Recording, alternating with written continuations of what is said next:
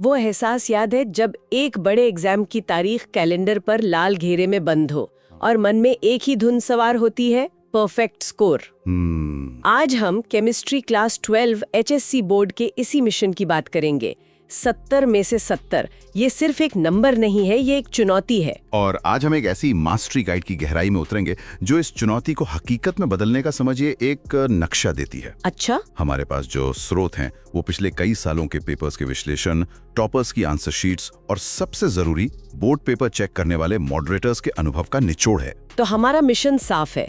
हम सिर्फ ये नहीं जानेंगे कि क्या पढ़ना है, बल्कि ये भी समझेंगे कि कैसे लिखना है ताकि एक आधा नंबर भी ना कटे। सही कहा। ये केमिस्ट्री की तैयारी से ज्यादा एक मनोवैज्ञानिक खेल को समझने जैसा है।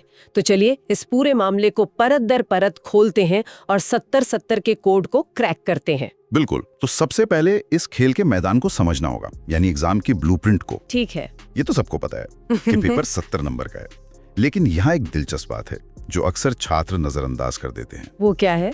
इसमें विकल्प यानी ऑप्शंस मिलाकर कुल 98 नंबर के सवाल होते हैं। अरे वाह, 98 नंबर! ये तो एक मनोवैज्ञानिक बढ़त है ना? इसका मतलब ये हुआ कि एक छात्र को 100% सिलेबस पर महारत हासिल करने की जरूरत नहीं है। वो अपनी ताकत के हिसाब से भी खेल सकता है। ये दबाव काफी कम कर देता है। बिल्कुल, यही रणनीति का पहला कदम है।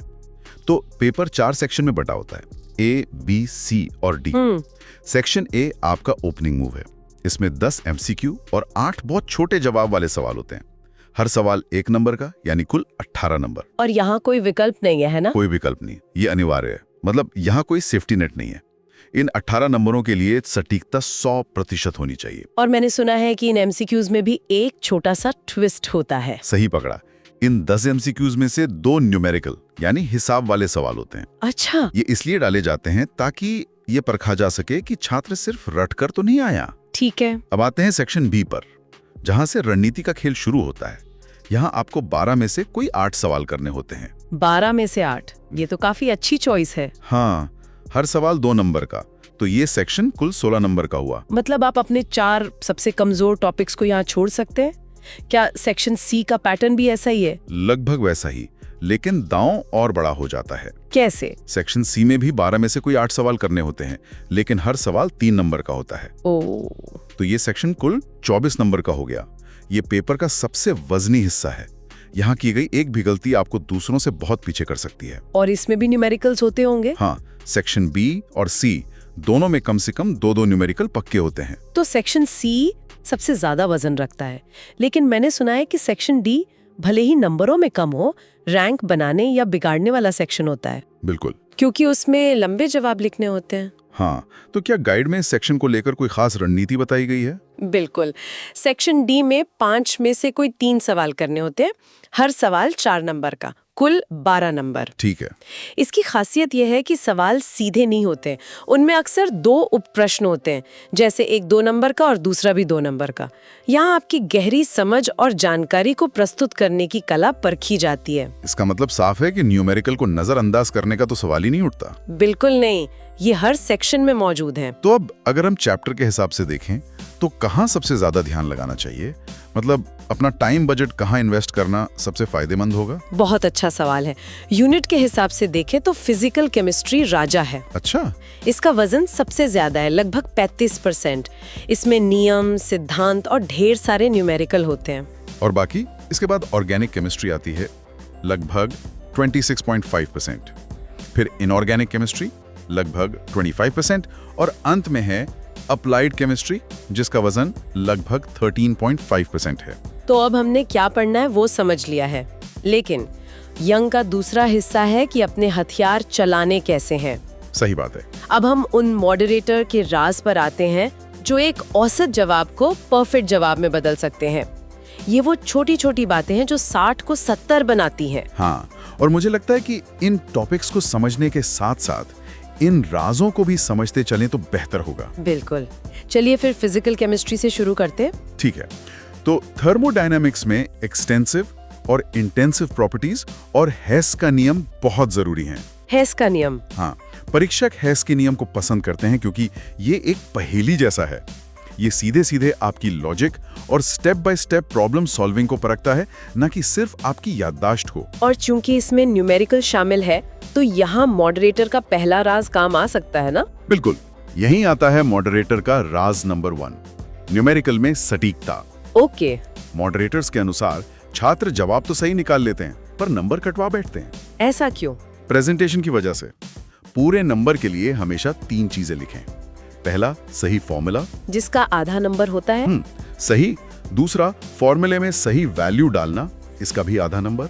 और तीसरा, सही एसआई यूनिट के साथ अंतिम जवाब, जिसका पूरा 1 नंबर मिलता है। बिल्कुल, बिना यूनिट के जवाब अधूरा है और उसमें नंबर कटना तय है। और याद रहे, कैलकुलेटर मना है, सिर्फ लॉग टेबल का इस्तेमाल करें। ये तो कमाल की बात है, यानी सही जवाब निकालने के बाद भी आप प्रेजेंटेशन में नंबर गंवा सकते हैं। अच्छा, फिजिकल केमिस्ट्री में और कौन सा टॉपिक है जो परीक्षक का पसंदीदा है? Solutions chapter. इसमें हेनरी का नियम बहुत पसंद किया जाता है। क्यों? क्योंकि इसकी एसआई यूनिट्स में छात्र अक्सर गलती करते हैं। ये सीधे सीधे ध्यान देने की क्षमता को परखता है। और कोलिगेटिव प्रॉपर्टीज में ऑस्मोटिक प्रेशर पर खास ध्यान दें। साथ ही फ्रीजिंग पॉइंट डिप्रेशन और मोलर मास के बीच संबंध का डेरिवेशन भी जरूरी है। अब इलेक्ट्रोकेमिस्ट्री की बात करते हैं।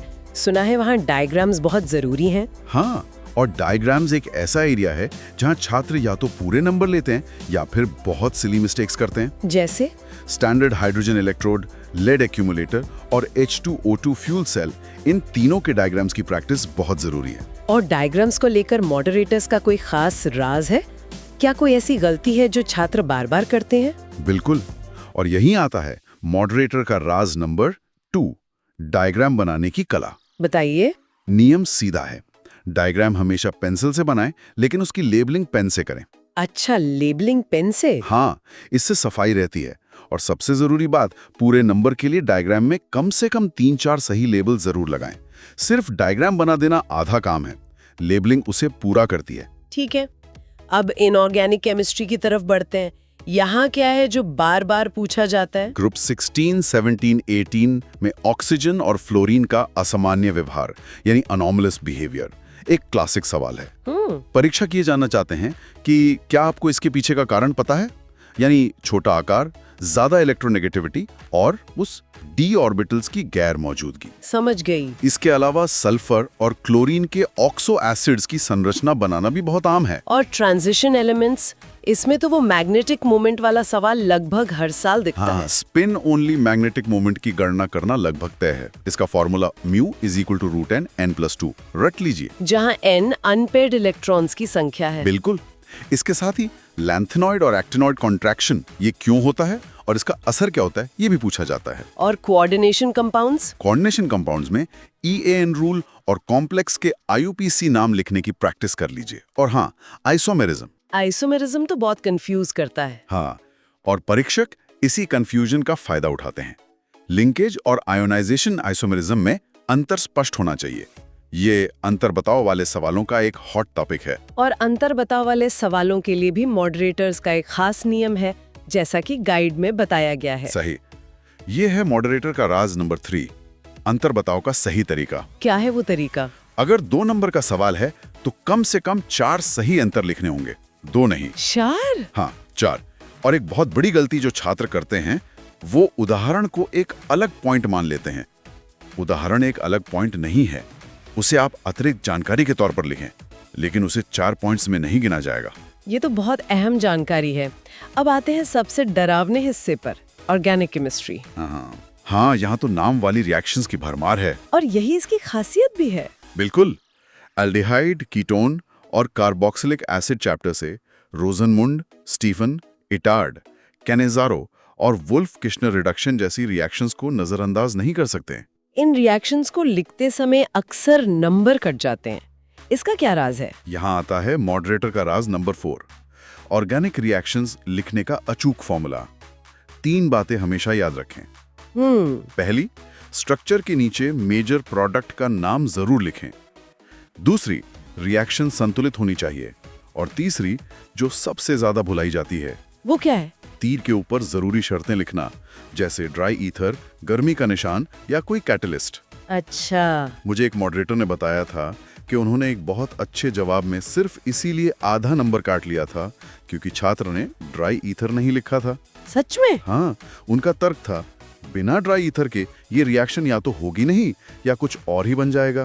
बोर्ड इस तर्क की सटीकता की उम्मीद करता है। समझ गई। हैलोजन डेरिवेटिव्स में SN1 और SN2 मैकेनिज्म का अंतर तो शायद केमिस्ट्री का सबसे पसंदीदा सवाल है। हमेशा से SN1 और SN2 मैकेनिज्म में अंतर, ऑप्टिकल एक्टिविटी और कायरल कार्बन की परिभाषा और वुड्स फिटिग रिएक्शन, ये इस चैप्टर की जान है। और अमीन्स चैप्टर? अमीन्स चैप्टर में हॉफमैन ब्रोमामाइड डिग्रेडेशन और गैब्रियल थैलिमाइड सिंथेसिस, ये दो रिएक्शंस ब्रह्मास्त्र की तरह हैं। अब आखिर में अप्लाइड केमिस्ट्री। ये नया है लेकिन स्कोरिंग भी है। इसमें क्या जरूरी है? बायोमोलिक्यूल्स में ज्विटर आयन की संरचना याद है ना, वो दिलचस्प अणु जिसमें एक ही साथ पॉजिटिव और नेगेटिव दोनों चार्ज होते हैं। हाँ। उसकी संरचना बनाना अक्सर पूछा जाता है। पॉलीमर्स में मोनोमर्स के नाम याद रखने का खेल है, नायलॉन 6, नायलॉन 6.6, टेफ्लॉन और नेचुरल रबर। और ग्रीन केमिस्ट्री में एटम इकोनॉमी की परिभाषा और ग्रीन केमिस्ट्री के कोई 4 सिद्धांत याद कर लें। तो अब तक हमने जरूरी टॉपिक्स और उन्हें लिखने की कला के 4 राज जान लिए हैं, लेकिन कुछ और भी राज हैं जो पूरी आंसर शीट की प्रस्तुति से जुड़े हैं। हाँ, और ये बहुत जरूरी है। मॉडरेटर के राज नंबर 5 है MCQ लिखने का सही तरीका। सेक्शन A की जान। बिल्कुल। कई छात्र सिर्फ ऑप्शन का लेटर लिख देते हैं या फिर सिर्फ जवाब लिख देते हैं। दोनों ही मामलों में 0 मिल सकता है। तो सही तरीका क्या है? सही तरीका है ऑप्शन लेटर और उसके साथ पूरा जवाब लिखना। जैसे A प्राइमरी अल्कोहल। ये छोटी सी बात आपका 1 नंबर बचा सकती है। ये तो एक ऐसी छोटी सी चूक है जिसमें हजारों छात्र हर साल 1 नंबर गवा देते हो। बिल्कुल। और आखिरी राज क्या है जो शायद पूरी बाजी पलट सकता है? यह है मॉडरेटर का राज नंबर 6, नया पेज का नियम। अच्छा। ये प्रस्तुति का सबसे बड़ा हथियार है। हर नया सेक्शन यानी सेक्शन A, B, C और D हमेशा एक नए पेज से शुरू करें। इससे क्या फायदा होता है? इससे परीक्षक पर एक बहुत अच्छा मनोवैज्ञानिक प्रभाव पड़ता है। आपका पेपर साफ सुथरा और व्यवस्थित लगता है। एक थके हुए परीक्षक के लिए एक साफ सुथरा पेपर चेक करना आसान होता है और इससे गलतियों की संभावना कम हो जाती है। वाह! तो आज हमने 3 मुख्य स्तंभों पर बात की। पहला, पेपर के पैटर्न यानी खेल के मैदान को समझना। और 98 नंबर के विकल्प का फायदा उठाना। दूसरा, सबसे ज्यादा नंबर वाले टॉपिक्स पर ध्यान केंद्रित करना, ये जानने के लिए कि हमला कहाँ करना है। और तीसरा, मॉडरेटर के बताए गए 6 राज जो बताते हैं कि अपने जवाबों को कैसे प्रस्तुत करना है ताकि परीक्षक एक भी नंबर काटने की जगह ढूंढ ना पाए। बिल्कुल सही।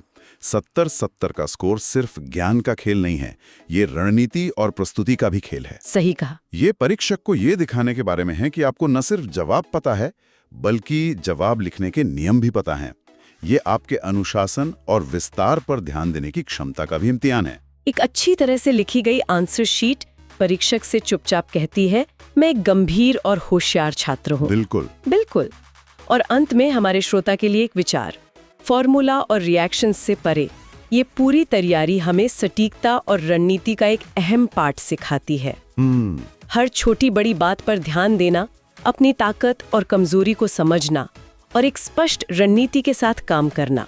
जरा सोचिए, अगर तैयारी का यही स्तर और यही मानसिकता हम अपनी पढ़ाई या जीवन के दूसरे क्षेत्रों में लागू करें तो उसके परिणाम कितने जबरदस्त हो सकते हैं।